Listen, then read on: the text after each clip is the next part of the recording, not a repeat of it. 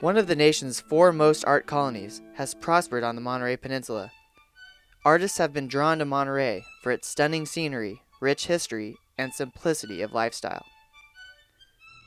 Many people, when they think of art on the Monterey Peninsula, they think of the Carmel, the Bohemians that came from San Francisco and after the earthquake and fire in 1906. What many may not know is that the Monterey Peninsula art as a destination for artists began much earlier than the earthquake. In fact, as early as 1875, artists were coming into Monterey. They were, of course, attracted by the incredible natural beauty.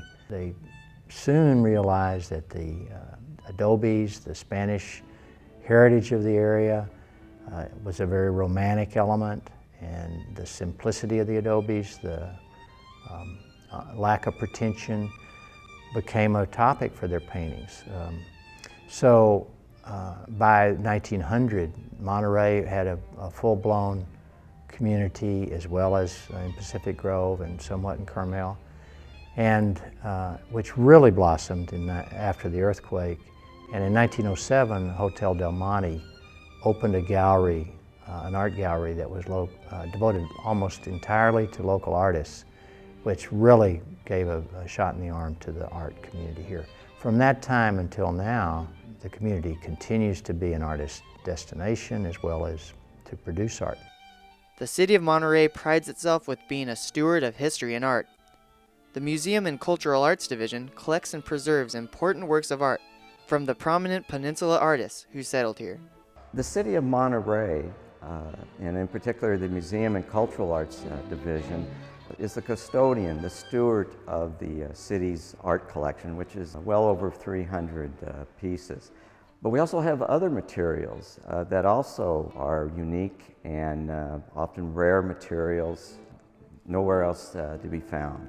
And those include our historic artifacts. So we have this really great tapestry of historic materials. In addition, we have combined probably with the California History Room at the Monterey Library, probably over 70,000 historic photographs. You can see several of these paintings around City Hall and our various museums. But with such a large collection, some have not been seen in many years. You can also find a rich collection of historic adobes here, many of which were built in the early 1800s.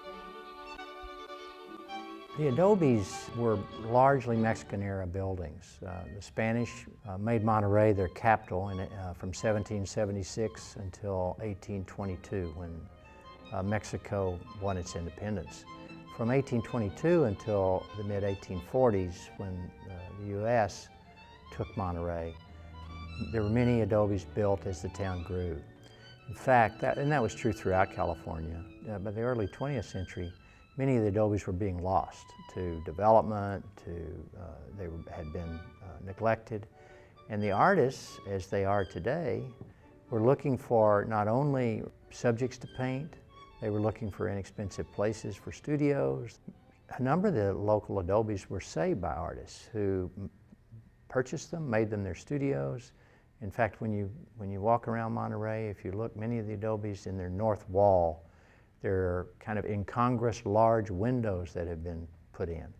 And that was generally the work of artists who wanted the north light for their studio. In the past couple of years, the city has also seen a widespread closure of adobes. Last fall, several of us in the downtown business group got together to brainstorm about how we might figure out a way to have the historic adobes open to the public more often. As most people who follow California developments know, the budget difficulties in Sacramento have caused California State Parks, who is responsible for the adobes and most of the adobes in Monterey, has been cut seriously, and the adobes are not open near as often as they used to be. Visitors to Monterey expect to see the historic adobes. That's one of the big attractions. And we came together to try to think of ways that we could perhaps work with others to fill that gap. Another thing we had heard, and as we got into it, learned more and more, was that the City of Monterey and the State Parks Department each have extensive collections of California art, most of which has been in storage for decades. So the combination of the two seemed a natural.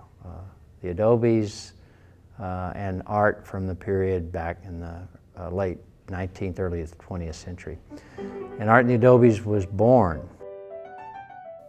Art in the Adobes is an important new cultural festival that is generating much excitement throughout the state.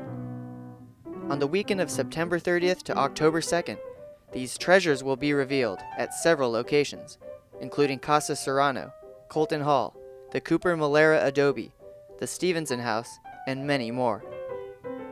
The event will feature art exhibits, lectures from art and history experts, live period music, children's activities, and an opening night reception. All sites are within walking distance from each other.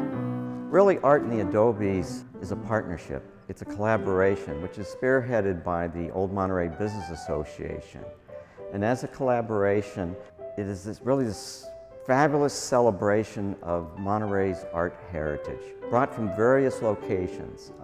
The City of Monterey, State Parks, and the Monterey History and Art Association are the partners with Old Monterey Business Association in this great project.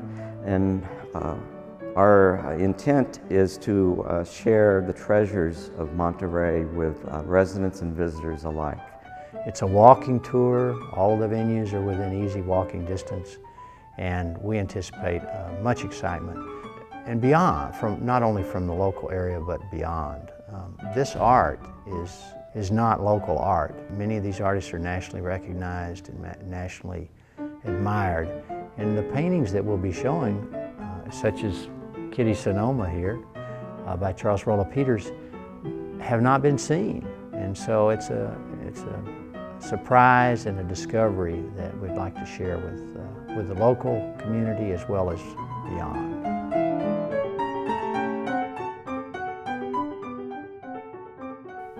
Event organizers are hoping this event will attract visitors to Monterey. Also, budget cuts to the arts has occurred in almost every community. This is a great opportunity to provide participation in arts and culture to our residents. Art in the Adobes from September 30th to October 2nd will be a fun and educational event that we hope will continue for years to come. We hope to see you there.